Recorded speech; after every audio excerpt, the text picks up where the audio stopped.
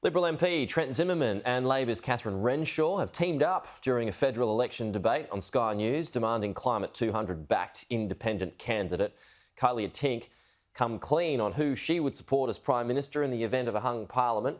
Joining me live now is the Liberal MP Trent Zimmerman. Trent, good morning to you. Thanks for your time. So, yeah, it was an interesting and unlikely alliance that formed between yourself and the Labor candidate. Is that how much of a threat she is?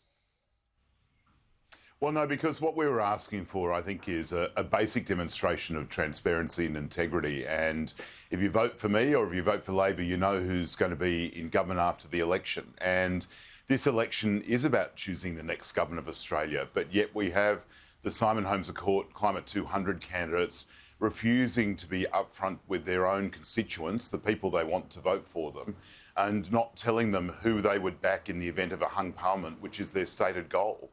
And I happen to think that my voters, the residents of North Sydney, have a right to know before the election what government they're going to get, not after, which is the approach of these so-called independents. How damaging for you, in the face of a climate group threat, was Matt Canavan's intervention this week that net zero is dead, even though the Prime Minister had tried to walk that back?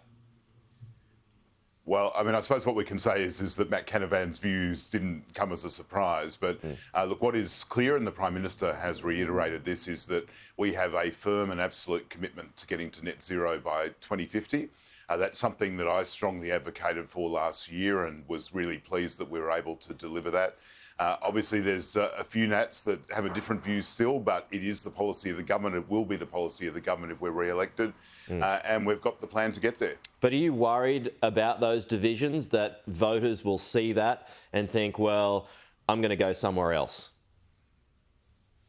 Well, I think residents in my electorate know how passionate I am about making sure that we do address climate change in a sensible and centrist way, and that's why I was one of the leading advocates for our net zero commitment. And I don't think that voters have any illusion that if they vote for me, they're going to get someone who will continue to advocate for our net zero target. It is a firm commitment of the government, and it's backed by the investment that we're making into new technology, 20 billion over the course of this decade. And it's providing exciting opportunities for Australia to actually grow our economy. And things like the hydrogen hubs that the PM's been announcing over the last week are a key part of ensuring that we're lowering our emissions and providing new economic opportunities. It's not in legislation, though, so it's not binding. Well, most countries don't legislate these targets, but it is an international commitment. And just as we've met all of our previous international commitments, this is one that we take very seriously, and it is a firm commitment by Australia, not just to Australians, but to the international community as well. She and other Climate 200 independents want bigger climate targets, as you know. We are now seeing on the front page of the paper this morning, it's all out there for all of us to see, the surge in coal prices and exports, which feeds into electricity prices. Does that feed into their pitch that a faster and bigger take-up of renewables is needed? Well, we've actually seen energy prices come down, unlike under Labor where they went up so dramatically. And that is being but now they're on the way up. A lot of the policies the federal government, it's been driven by a lot of the policies the federal government's put in place. But what we also know is that renewables are becoming cheaper and cheaper, and that's why we're seeing their growing penetration in the market to some degree. We've now got something like almost a third of energy in Australia being produced by renewables, solar and wind and the like, and that is helping to drive prices down. Yeah, but the prices are on the way up now. That's going to be the long-term trend. Yeah, the prices but the long-term trend is downwards, and that's going to continue. Well, the expectation from market operators are that it could rise anywhere between 20 and 40% over the next 12 months. Well, what we have seen is prices come down because of a range of things we've put in place, increasing competition within the market, but also because we are seeing the impact of the cheaper prices that are being delivered by renewable energy. So I think that the long-term trend is going to continue to be downwards. And if you compare the records of the two governments, reducing energy prices has been a focus of this government. We've had considerable success in that regard.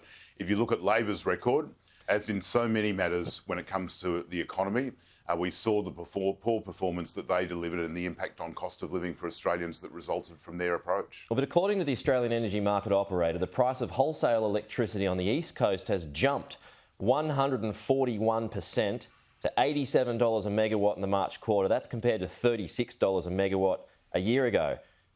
That's not coming down. What we have seen is fluctuations, but the trend is clear, and I think that's going to continue. So you just put that down to a fluctuation, but that appears to be a 12-month trend. Well, the trend is downwards because we are seeing the impact of very cheap energy sources like renewables coming into the market, and that's accelerating. That's going to continue, and it is a very important part of our approach to getting to net zero emissions by 2050, because we will continue to see renewables increase in the energy market. It is a cheaper form of power compared to new builds, and the prices of those sources of energy continue to decline as the technologies that we're backing continue to make a real difference. Is more coal needed? I think that we will see less coal-fired power stations in the decades ahead. I do not see any circumstances in which Australia will ever see a new coal-fired power plant. And that comes down to those cost comparators and also the impact of our long-term emissions target, because we are seeing solar and wind energy becoming a cheaper source of energy than traditional coal. And that will be particularly relevant as we see our coal-fired power station fleet ageing. It becomes more costly to upgrade and maintain those. And that's why we do see between now and 2050 the use of coal within the energy market declining. And it's also why we are focusing on projects that are going to provide that baseload power that we'll need. We're building what is the Southern Hemisphere's biggest storage project in the Snowy Hydro. We're supporting the hydrogen industry, which is not just going to support Australians, but be a major new export opportunity for our country. And it is these type of things, which is the long-term planning that we are doing to make sure that we can maintain the jobs and the economic growth that comes from having a secure energy supply, but also help reduce our emissions and meet that 2050 target. Okay, so just to clarify, it's your belief that prices are still going down? I think that will be the medium and long-term trend. But the short term? Look, as I said, I think there's going to be fluctuations about that, and I'll leave that to the experts to provide their forecasts. But what is clear is that the policies we've put in place have reversed the massive hikes that we were seeing under the last Labor government.